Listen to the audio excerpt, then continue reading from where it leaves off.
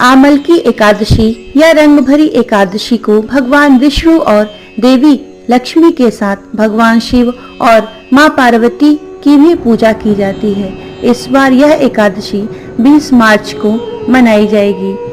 फाल्गुन मास की आमल की एकादशी को रंग भरी एकादशी भी कहते हैं। यह एकादशी होली से पहले मनाई जाती है। इसके बाद से ही रंग गुलाल खेलना शुरू हो जाता है। यह एकादशी बहुत खास होती है। रंग भरी एकादशी के दिन बाबा भोलेनाथ का गुलाल से श्रृंगार किया जाता है। धार्मिक मान्यताओं के अनुसार इस दिन ही भगवान शिव विवाह के बाद देवी पार्वती को पहली बार काशी लेकर आए थे। यही कारण है कि आमल की एकादशी से काशी नगरी में रंग गुलाल खेलना शुरू हो जाता है और जो 6 दिनों तक चलता है। रंग भरी एकादशी की पौराणिक कथा के अनुसार प्राचीन काल में चित्रसेन नाम का एक राजा था। उसके राज्य में एकादशी व्रत का बहुत महत्व था। राजा समेत सभी प्रजा एकादशी का व्रत बहुत ही श्रद्धा और भावपूर्वक किया करते थे।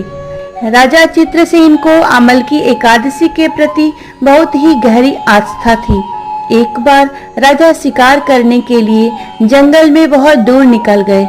उसी समय कुछ जंगली और पहाड़ी डाकुओं ने राजा को घेर लिया और शस्त्रों से राजा पर प्रहार करने लगे। परंतु जब भी कोई डाकू राजा पर शस्त्र प्रहार करता, वह शस्त्र ईश्वर की कृपा से पुष्प में परिवर्तित हो जाता। उन डाकुओं की संख्या बहुत अधिक थी, अतः राजा संज्ञाहीन होकर भूमि पर पड़ा। उसी समय राजा के शरीर से एक दिव्य शक्ति प्रकट हुई और उस दिव्य शक्ति ने समस्त दुष्टों को मार गिराया और वह अदृश्य हो गई। जब राजा की चेतना लौटी तो सभी डाकुओं को मरा हुआ पाया। यह दृश्य देखकर राजा को आश्चर्य हुआ। राजा मन ही मन सोचने लगा कि इन डाकुओं को किसने मारा होगा। तभी आकाशवाणी हुई, हे राजन, यह सब दुष्ट तुम्हारे आमल की एकादशी का व्रत करने के प्रभाव से मारे गए। तुम्हारी देह से उत्पन्न आमल की एकादशी की वैष्णवी शक्ति ने इनका संहार किया है। इन्हें मारकर वह पुनः तुम्हारे शरीर में प्रवेश कर गई। यह बातें सुनकर राजा को बहुत प्रसन्नता हुई और एकादशी के व्रत के प्रति राजा की श्रद्धा और अधिक बढ़ गई।